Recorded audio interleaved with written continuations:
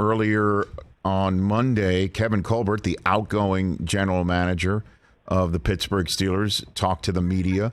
He was asked what the signing of Brian Flores to be the defensive assistant, as well as the defensive assistant coach, and then there's linebackers coach. Asked what does the hiring mean? He said it means we hired an excellent coach. So I'll ask you what it means, Albert. What does that mean? I think it's a really good sign that Mike Tomlin's looking to inject new ideas into his building. And again, like hiring a really good coach, and I think one of the things that Flo will bring is a different set of eyes to the operation. And I think Terrell Austin, the new defensive coordinator, does that too with his Baltimore roots. But what Brian Flores will do is sort of, I think, bring the idea that maybe they don't have to be the way they've always been. Pittsburgh's been defensively always the sort of team that will try to dictate terms to an offense. Whereas, where Flores is coming from, the New England background is you change from week to week based on what your opponent does well and what your opponent's presenting you. And so I think, in that way, Brian Flores is going to be able to bring a fresh set of ideas, a fresh set of eyes to everything Pittsburgh does. I think the Steelers will benefit from that. The other part of it that I really like is just the talent development aspect of it. He was so good in New England as far as developing talent, both young and old. When he was a linebackers coach, I think Kyle Van Noy and Dante Hightower were at their best.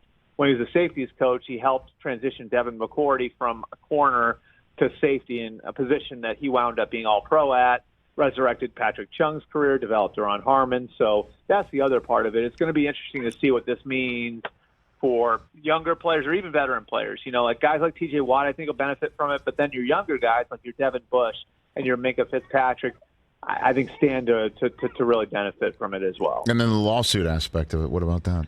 Well, the lawsuit aspect of it, I don't think – I know this. Brian Flores is a pretty principled guy, and my guess is that any sort of discussion of the lawsuit was broached by Mike Tomlin before this. And I think, I can't imagine this is going to affect Brian Flores' stance on that because he is a principled guy. And, I mean, look, Rich, here's the thing, too. If there's one ownership family that's going to support him, and this sort of thing, who is it? The Rooney family, right? So I don't think that should be lost on anybody either. Well, I mean, if there's an opportunity to put a GoPro on Art Rooney walking into the owners' meeting when that happens in March and seeing Stephen Ross, I would pay for that. I'd pay for that right now.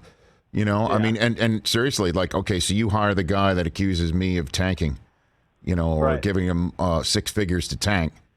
I wonder how that's going to sit. Here's what's interesting about it, though, Rich, is like, I don't know if you noticed during the change of tone in the press conference from Roger last week. I don't think, like, I've been covering the league 17 years. I can't remember him ever openly talking about ousting an owner, let alone like going into the process of it. You know what I mean? And, whether, that affects Snyder or Ross or whoever else. I definitely took note of the fact that Roger was openly talking about what it would take to take a team away from an owner. Because I don't think that's something he would have done 5 or 10 years ago. And I think that tells you a little something about where things are in the ranks of owners now, where maybe there are some owners that aren't happy with the way other owners are operating.